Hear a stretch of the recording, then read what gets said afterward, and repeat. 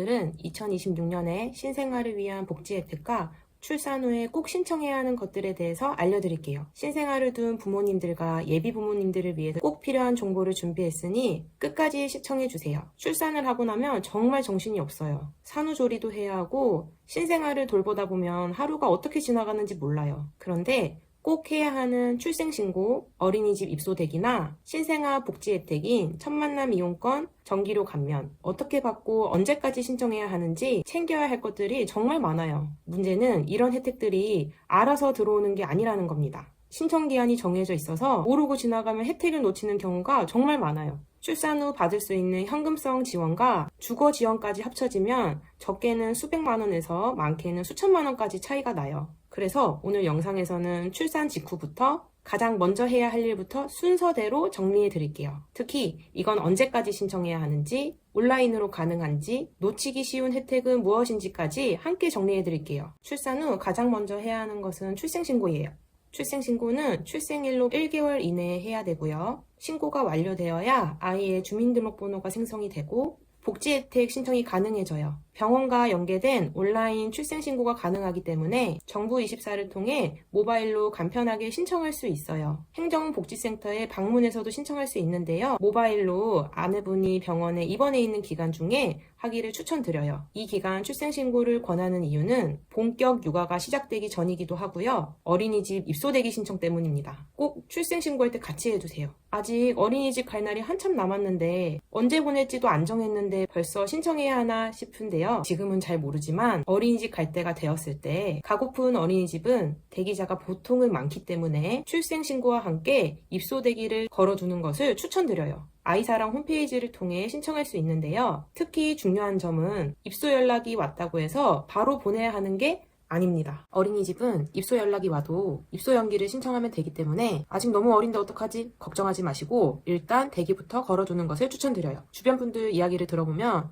나중에 하지 뭐 했다가 원하는 어린이집 대기번호가 수백 번대라서 당황하는 경우를 많이 봤어요. 그래서 출생신고할 때 함께 신청하는 것이 가장 좋아요. 어린이집 선택할 때 제가 추천드리는 우선순위는 국공립 어린이집, 집에서 가까운 곳, 교사 근속연수가 긴 곳, 그리고 오래 다닐 수 있는 곳이에요. 1순위 국공립 어린이집은 선생님 관리 체계가 비교적 안정적이고 부모 만족도가 높은 편이에요. 추가로 드는 비용들이 저렴해서 비용적으로도 부담이 없습니다. 입소 경쟁이 가장 치열하기 때문에 가장 먼저 대기를 걸어두는 게 좋습니다. 2순위 집과 가까운 곳은 아이가 아파서 데리러 가야 하거나 비나 눈이 오는 날도 고려해보기 추천드려요. 특히 맞벌이 가정은 거리가 정말 중요해요. 3순위 교사 근속연수는 꼭 확인하셔요. 어린이집에서 가장 중요한 건 선생님이거든요. 선생님의 근무 환경이 근무 스트레스가 어떤지를 알 수 있으려면 아무래도 근속연수를 확인하게 되겠지요. 어린이집 정보 공개 포털이나 아이사랑에서 확인 가능해요. 4순위 개인적인 생각으로는 만 5세에서 7세까지 다닐 수 있는 곳을 추천드려요. 아이가 적응한 뒤에 중간에 기간을 옮기는 것은 아이에게 꽤 스트레스예요. 또는 원하는 유치원을 가지 못할 경우가 있기 때문에 그때를 대비해서 오래 다닐 수 있는 곳을 추천드려요. 두 번째, 출생신고를 하셨다면 행복출산 원스톱 서비스를 신청하세요. 이 서비스는 출산 가정이 받아야 하는 여러 혜택들을 한 번에 신청할 수 있도록 만든 제도예요. 출생신고와 마찬가지로 정부24를 통해 온라인으로 신청할 수 있어요. 여기서 중요한 점은 여러 혜택들을 각각 따로 신청할 필요가 없다는 거예요. 대표 혜택으로는 부모급여, 첫 만남 이용권, 아동수당, 양육수당, 출산 가구 정기료 감면 혜택들을 간단히 설명드리자면 부모급여는 출산 후 가장 먼저 체감하게 되는 지원금입니다. 0세 아동, 즉 12개월까지의 아동은 월 100만원씩, 1세 아동은 월 50만원씩 현금으로 지급이 됩니다. 매월 지급되는 지원금이다 보니 실제 육아비 부담을 줄이는데 가장 큰 도움이 되는 혜택 중 하나예요. 첫 만남 이용권. 첫 만남 이용권은 자녀 순서에 따라 지원금이 달라요. 첫째 아이는 200만원, 둘째 아이 이상부터는 300만원이 나옵니다. 모두 국민행복카드 바우처로 지급이 되고 소득과 관계없이 모든 출생아가 받을 수 있어요. 국민행복카드를 임신 중에 받으셨다면 기존 카드를 그대로 사용할 수 있어요. 출산 가구 정기료 감면은 출생일로부터 3년 미만의 영아, 즉 36개월까지 가정은 전기요금 할인 혜택을 받을 수 있어요. 출산 후 집에 있는 시간도 늘고 아이들에 맞춰서 냉난방 사용량이 늘기 때문에 전기료 부담이 생각보다 커요. 몇 년 동안 적용받으면 큰 도움 됩니다. 정리하면 출생신고를 할 때 행복출산 원스톱 서비스 신청을 해서 부모급여, 첫 만남 이용권, 전기료 감면, 어린이집 입소 대기 등록까지 다 처리하시길 추천드려요. 둘째 이상부터는 받을 수 있는 추가 혜택이 있는데요. KTX SRT 다자녀 할인은 둘째 이상부터 받을 수 있는 혜택입니다. 최대 30%의 열차 이용요금 할인을 받을 수 있어요. 아이들과 친정이나 여행을 갈 때 생각보다 할인 금액이 크기 때문에 다자녀 가정이라면 꼭 등록하기를 추천드려요. 이 혜택은 출생신고 후 가족관계가 등록되면 이용할 수 있고요. 코레일이나 SRT 앱이나 홈페이지에서 신청 가능해요. 첫째 아이부터는 공과금 감면 혜택이 있는데요. 대표적으로는 전기요금, 도시가스요금, 지역난방비 경감 혜택이 있습니다. 이 부분은 행복출산 원스톱 서비스를 신청할 때 같이 신청할 수 있는데요. 따로 신청하는 것도 가능하지만 나중에 하면 그동안 할인받을 수 있었던 금액들을 놓칠 수 있으니 출생신고할 때 함께 신청하는 게 가장 좋아요. 기저귀, 조제분유 지원도 꼭 확인해보세요. 많은 분들이 놓치는 혜택인데요. 원래는 기초생활수급자나 차상위 계층 중심의 지원 사업으로 알려져 있었는데요. 현재는 2자녀 이상의 다자녀인 경우 기준 중위소득 80 이하까지 신청 가능해요. 일반 가정보다 소득 기준이 훨씬 완화됐어요. 예를 들어 첫째 아이 때는 지원 대상이 아니었는데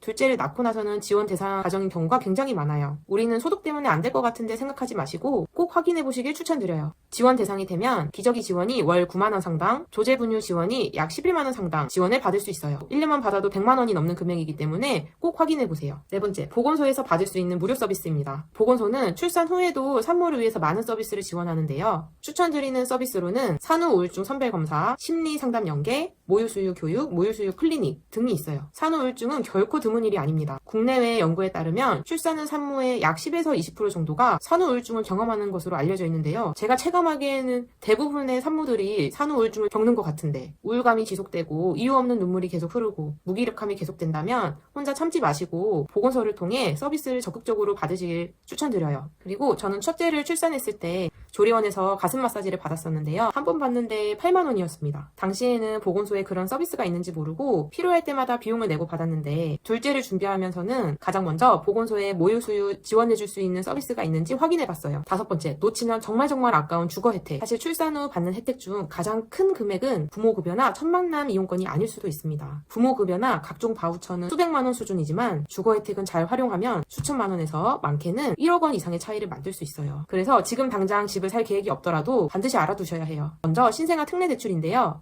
출산 가구를 대상으로 일반 주택담보대출이나 전세대출보다 훨씬 낮은 금리로 자금을 지원하는 정책이에요. 쉽게 말해 국가가 출산 가구의 이자 부담을 줄여주는 건데요. 예를 들어 일반 주택담보대출 금리가 4에서 5% 수준일 때 신생아 특례대출은 조건에 따라 1% 후반대에서 3%대 수준으로 이용할 수 있어요. 만약 4억 원 정도의 대출을 받는다 가정하면 금리 차이만으로도 수천만 원의 이자를 절약할 수 있어요. 그래서 출산 가구라면 반드시 확인해야 하는 대표적인 혜택이에요. 여기서 가장 중요한 것은 신청 기한입니다. 신생아 특례대출은 출생 후 2년 이내 자녀를 기준으로 운영하고 있기 때문에 아이가 어릴 때만 받을 수 있는 혜택이에요. 그래서 지금은 집 살 계획 없는데 라고 생각하시는 분들도 한 번쯤은 자격 조건을 생각해 보셔야 돼요. 막상 집을 알아보려고 할 때 아기가 2돌이 지나 신청 가능 기간이 지나버리는 경우가 있습니다. 많은 분들이 집을 구매할 때만 가능한 줄 아시는데요. 전세 자금 대출도 가능해요. 특히 전세 보증금이 높을 경우에는 금리 차이만으로도 매달 수십만 원씩 부담이 줄어들 수가 있어요. 신혼부부나 출산 가구라면 일반 대출보다는 유리한 조건일 테니 꼭 확인해보셔요. 지역별 이자 지원도 확인해보세요. 저희는 이번에 둘째를 출산하면서 제가 거주하는 시에서 진행하는 이자 지원 사업으로 이자 부담이 많이 줄었어요. 지역별 조건은 다르지만 생각보다 혜택 규모가 크기 때문에 땡땡시 출산 가구 이자 지원 이렇게 꼭 검색해보기를 추천드려요. 청약을 준비하고 계신 분이라면 신생아 특별공급도 꼭 확인하셔야 돼요. 신생아 특별공급은 출산 가구를 대상으로 신규 아파트의 물량 일부를 별도로 배정하는 제도예요. 일반 청약 경쟁자들과 경쟁하는 게 아니라 출산 가구끼리 별도 경쟁을 하는 거예요. 신생아 특별공급도 역시 신청 기한이 있습니다. 입주자 모집 공고일 기준으로 2년 이내에 출산한 자녀가 있는 가구를 대상으로 하는 경우가 많아요. 즉 아이가 태어난 후 약 24개월 동안이 주거 마련에 가장 도움이 되는 시기라고 할 수 있죠. 첫째를 출산한 가정도 신청 가능하고요. 다자녀 가정은 추가 가점이나 우선순위에서 유리한 경우도 있어요. 생각보다 당첨 확률 차이가 꽤 큽니다. 출산을 계획하고 있거나 이미 아이가 태어났다면 청약 일정도 꼭 함께 확인해보세요. 신생아 특례대출은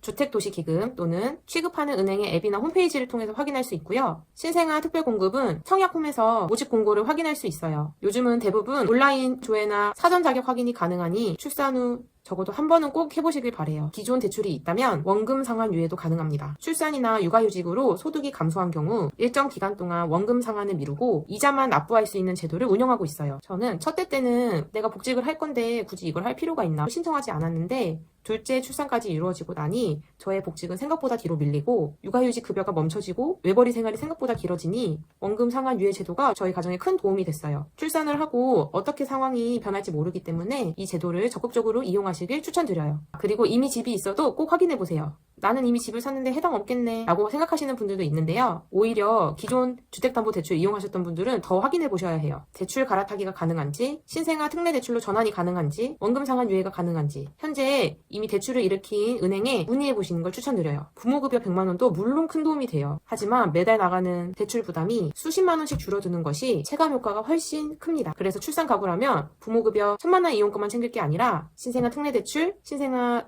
특별공, 그리고 원금 상환 유예 여부까지 반드시 함께 확인해 보세요. 오늘 내용을 체크리스트로 정리해 보겠습니다. 먼저 아이가 태어나서 출생신고를 정부24를 통해 모바일로 하는데요. 이때 어린이집 입소 대기 등록을 먼저 합니다. 그리고 행복출산 원스톱 서비스를 통해서 부모급여부터 전기요금 감면 신청까지 한 번에 쉽게 신청을 하시고요. 만약 다자녀이실 경우에는 둘째냐 셋째 이상이냐에 따라서 KTX, SRT 다자녀 할인을 등록을 하시고요. 전기요금, 도시가스, 난방비 감면 확인, 기저귀, 조제분유 지원 대상인지 꼭 여부를 확인하시길 바래요. 아이가 태어나고 보건소 무료 서비스를 이용하시면 좋은데요. 산후 우울증 검사부터 모유수유 클리닉, 심리상담 연계 서비스까지 받으셔서 몸과 마음이 건강한 육아하시길 바래요. 그리고 주거 혜택은 신생아 특례 대출 확인, 신생아 특별공급 확인, 지역별 이자 지원 사업이 있는지 꼭 확인하시고요. 기존 대출 원금 상환 유예가 가능 여부에 따라서 받을 수 있는 지원이 달라지니까 꼭 확인하시길 바랍니다. 이 체크리스트만 하나씩 확인해도 출산 후 받을 수 있는 주요 혜택은 대부분 챙길 수 있어요. 출산 후에는 정신이 없어서 이런 혜택을 놓치기 쉽지만 오늘 영상을 저장해 두셨다가 하나씩 체크해 보신다면 받을 수 있는 혜택은 대부분 챙길 수 있어요. 앞으로 예비 엄마들 그리고 현재 아이를 키우는 엄마들을 위한 꿀팁이나 혜택들을 많이 올릴 테니 구독해 놓으시고 챙겨야 할 혜택 꼭 챙겨가세요.